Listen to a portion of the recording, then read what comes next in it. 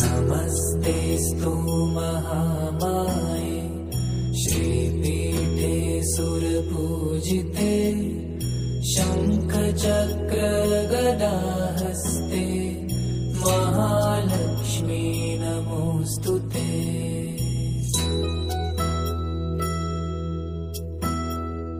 नमस्ते गरुडारूढे कुलासुरभयङ्करी सर्वपापहरे देवी महालक्ष्मी नमोऽस्तुते।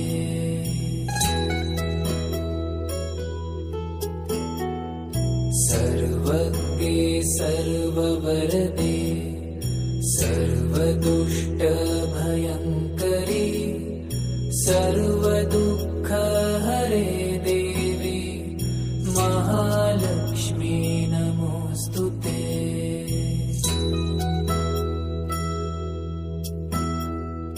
सिद्धिबुद्धिप्रदे देवी भुक्तिमुक्तिप्रदायिनी मन्त्रमूर्ते सदा देवी महालक्ष्मी नमोऽस्तुते।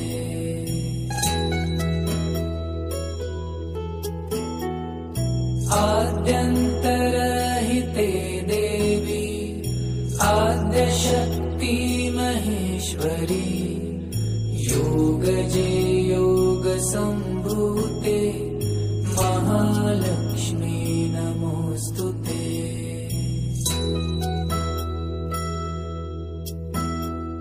स्थूलसूक्ष्ममहारौद्रे महाशक्ति महोदरे महापापहरे देवी महालक्ष्मी नमोऽस्तुते।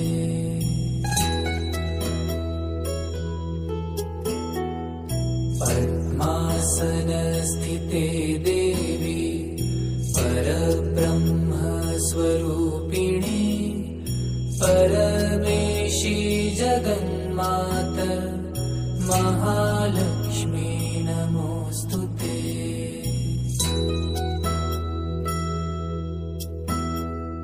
श्वेताम्बरधरे देवी नानालङ्कारभूषिते जगत्स्थिते जगन्मार्ग महालक्ष्मी नमोऽस्तुते।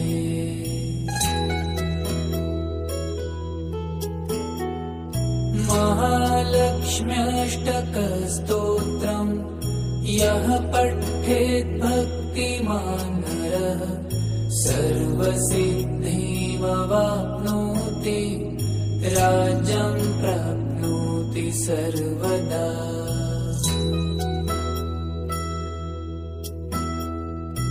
एककाले पठे नित्यं महापापविनाशनम्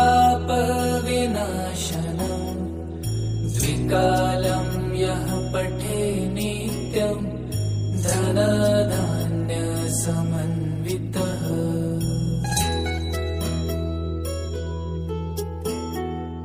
त्रिकालं यः पठे नित्यं महाशत्रुविनाशनम् महालक्ष्मीर्भवे नित्यं प्रसन्ना वरदा शुभा।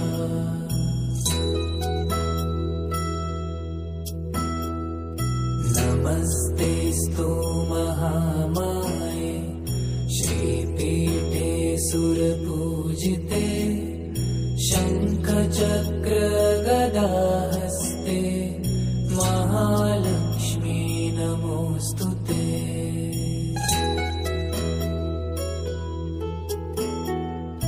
नमस्ते गरुडारूढे कुलासुरभयङ्करी सर्वपापहरे देवी महालक्ष्मी नमोऽस्तुते।